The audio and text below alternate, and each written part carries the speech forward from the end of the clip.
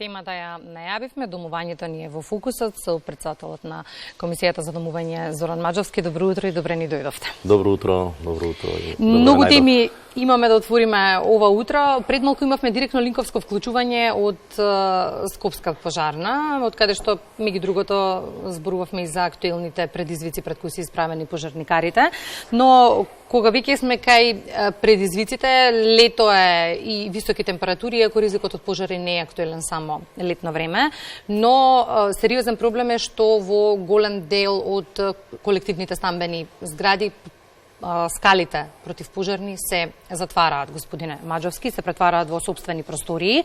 И сега знаеме дека одреден дел од зградата со собирање на повеќе од 50% подписи од станарите може да се пренамени, но смеат ли да се пренаменуваат противпожарните скали? Не. Значи, да појаснам. Прво, противпожарните скали се предвидени со основниот проект со кој е изградена зградата. Така да тие има добиено одобрение, тој проект има добиено одобрение, имат изработено елаборат за противпожарна заштита и тие во ниеден случај не смеат да се пренаменат за никаква друга функција освен за заштита од пожар, како алтернатива. И доколку и во ситуација да соберат 51%, тоа не значи дека може да приградуваат. Значи, тоа значи исто како некој сака да надгради зграда, собира 51% на нотар заверка се изјава, тоа не значи дека може да надгради доколку не добие одобрение од града. Значи, треба да аплицира со проектот во општината да даде правосилно одобрение за градба, за да може да адаптира некаковски заеднички простор во друга намена. Поготово, ако се нарушува функционалноста на зградата, конкретниот случај што се противпожарните скали, ни случајно не може да се пренамени таков простор во друга намена, освен за заштита од пожар. Но фактичката состојба на терен е поинаква. Како може да реагираат граѓаните? Граѓаните, многу е битно да има добра информација граѓаните.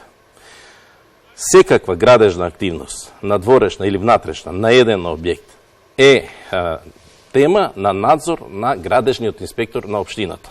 Значи, тие треба секојаш да се обратат при вакви случувања до општината, до градоначалникот, односно до градежниот општински инспектор. Порано, пред 2005 година, тој инспекторат беше во централно ниво, сега е на локално ниво. Инспекторот за домување може да интервенира, но пак до градежниот инспектор. Инспекторот за домување интервенира доколку се ставени некои движни ствари кои го ометаат движењето во заедничкиот простор. Плакари, не знам, велосипеди, заградено некое со некое си моментално жардинјера и такво нешто. Во тој случај интервенира и се тие отстрануваат. Но градежни објекти, како што се ѕидови, метални огради, заварени и слично, тоа е тема на градежниот инспектор. Во март имаше дебата за измени за матичниот закон за домување, на кој се работеше долг период и за кој беше формирана и работна група со вклученост на сите инволвирани страни. Требаше да влезе во владина процедура, еве во мај, еве сме јули, се уште немаме таква информација. Вака, значи, како што знаете, таа иницијатива потекна од регулаторната комисија за домување. Ние изготвивме еден предлог, текст го пуштивме во транспорт и врски изготви една работна група. Работната група работеше, дојде до едно финално решение, се пушти во Министерството на службите за доработка, до прочистување на тој текст. И мојата последна информација, иако министрот и Министерството вети дека во мај ќе биде во владина процедура пуштено, мојата последна информација дека се уште е во Министерството на прочистување у завршна фаза, значи, финално, значи, да се погледне и у најскоро време очекуваме да се пушти во владина процедура. Што ќе регулираат овие измени? Овие измени се пред се во интерес на граѓаните. Значи, сега граѓаните многу работи не им се прикладни. Например, повеќе се, кога е донесен овој закон, законот е донесен 2009-2010 година и до сега не се направи некои сериозни измени.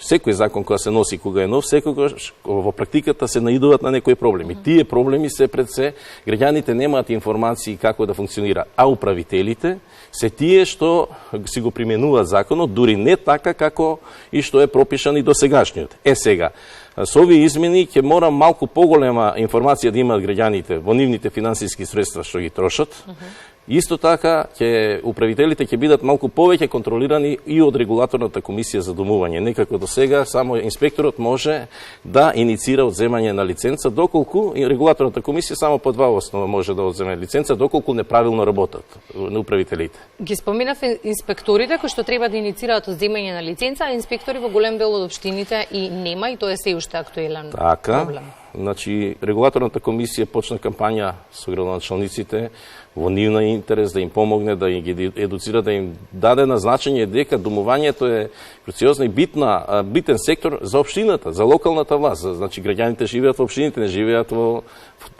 во централната начинот. И од тие причини покренавме на кампања, со која кампања се дојде до некои резултати. Скопје имаше 4 инспектори, сега има 6. Има најава уште некој инспектор да се, значи, зголеми, уште некоја општина да добие инспектор. Слушам дека нешто најава има Ѓорче Петров.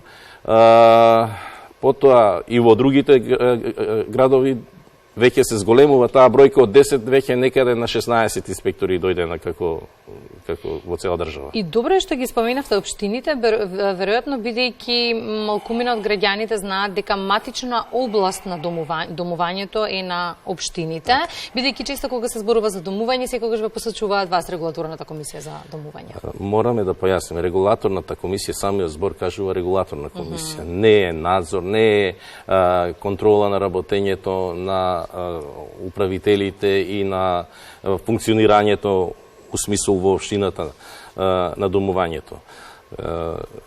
Општините, согласно законот за домување, имаат обврска да водат регистар за колективни згради и регистар за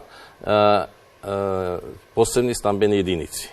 Колку од општините имаат завршена домашната работа? Сега да не споменувам колку општини, бројот е многу мал. Значи, скоро опште да не обрануваат внимание на таа тема.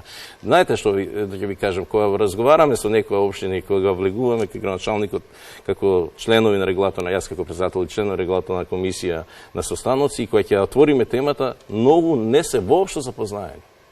Значи, тоа е страшна работа.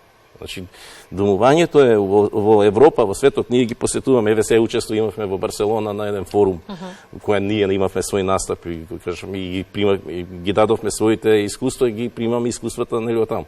Домувањето е многу битно во Европа, во светот. Кај нас е некако запоставено на маргините. Тука веројатно и граѓаните, станарите се тие кои што треба да извршат свој притисок и да имаат барања, бидејќи добро е да знаат дека сите недоразбирања кои што ги имаат со управителите на стамбените згради треба да ги дадат до општината. Така, до општината, до инспектор за домување. Да, тие треба се обратат за одредени правни поуки до регулаторната комисија. Ние секогаш одговараме. Меѓутоа, ние сме едно тело мало, морам и тоа да го спомнам, кое со систематизација има предвидено 9 административни службеници и членови на регулаторната комисија, а до сега функционираше од почетокот со 2 административни службеници. Од септември еден административен службеник заминува во пензија, остануваме со еден административен службеник. Како ќе функционираме? Барања континуирано до Министерството за финансии доставуваме со планот за вработување, до сега се не можеме позитивно да ви одговориме на вашето барање за вработување. Ние не бараме 9, бараме 2, 3, 4 максимум да имаме, да можеме функционално. Од тие причини, ние колку и да имаме проблеми технички внатре, максимално се залагаме и нема предмет на кој не сме одговориле на граѓанин или на групација или на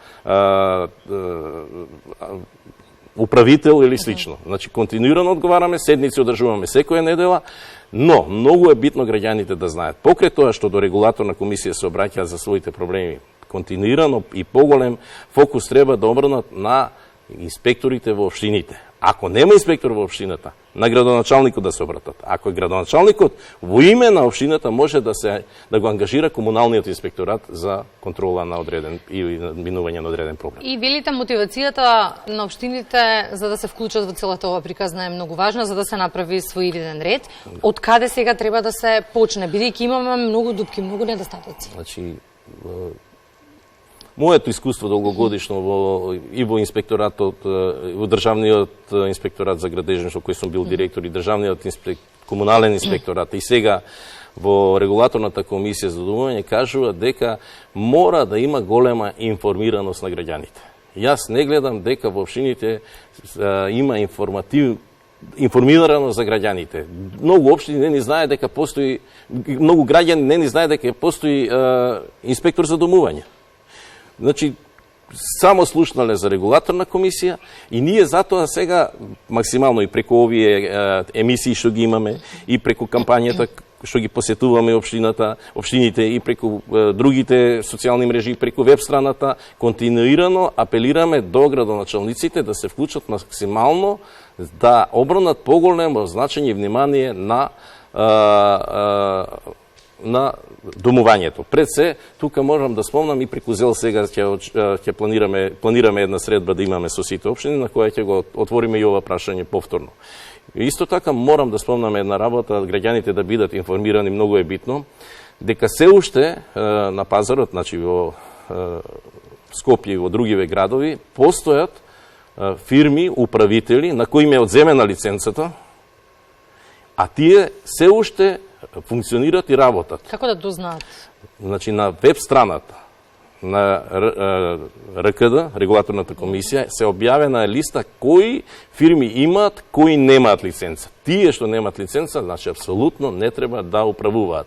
Јас ќе спомнам фирмата Виторија, на која е одземена лиценца во октомври 2021 година, се уште се појавува на пазарот и се уште многу граѓани многу има договореност со таа фирма и работат. Таа фирма работи на диво. И сега, каде е недостатокот? Кој е тој кој што треба ние веќе, кога сме одземале лиценца како регулаторна комисија, ние немаме надежност. Но инспекторот за домување, да.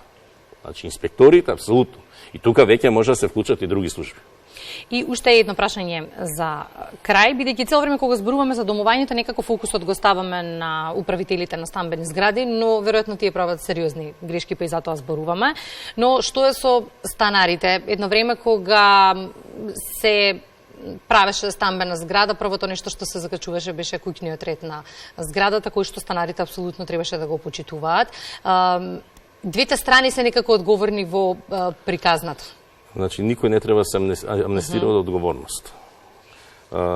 Кога, прво да се вратиме на првото прашање, граѓаните, станарите, секогаш гледаат од моменталниот личен интерес. Не ја гледат целокупната суштина и функционалност на објектот. И затоа дојдовме до оној момент, се преградуваат противпожарни скали. Тоа е абсурдно и апсолутно недозволиво. Или паркирање пред влез на зграда. Ќе дојде брза помош, не може да не дај Боже да. Значи, тие се сериозни проблеми. Тоа е недозволиво. Граѓаните морат свеста да си ја зголемат тука. Не ги ја го кривувам, меѓутоа за да се зголемат, затоа се оние куќни совети. Добар дел, јас често се го спомнувам, околу 80% од управителите си ја вршат работите. И добар дел од зградите постои, нели, некаков си куќен ред како е што и толку. Меѓутоа, оние 20% го прават целиот неред во целава. Од тука се поставува и прашањето колку граѓаните сакаат некој да им ја ограничува слободата на сопствениот простор. Не се работи за слободата. Мојот личен простор е мој личен простор. Заедничкиот простор е заеднички простор. Не е личен простор. Тука мораме да рачистиме. Заедничкиот простор е заеднички простор за сите. Тие сакаат да го чувствуваат како личен простор, ако кој треба да се вложува во заедничкиот простор, те викат ја не сакам да вложувам. Значи, затоа ние сме дојдени до таква ситуација да и хигиената, и одржувањето и све, тука се сите вклучени. Не може амнестирање. Значи, ние немаме лоши закони. Значи, ние функционираме. Спроведувањето е многу важно во пракса. Спроведувањето на законите и надзорот на законитоста се главниот проблем кај нас. А се чини јавното говорење е еден од најважните чекори за да се направи ред. Пак ќе зборуваме гласно на оваа тема. Да. Благодарам за отвореноста секогаш за соработка и разговор. Благодарам на вас.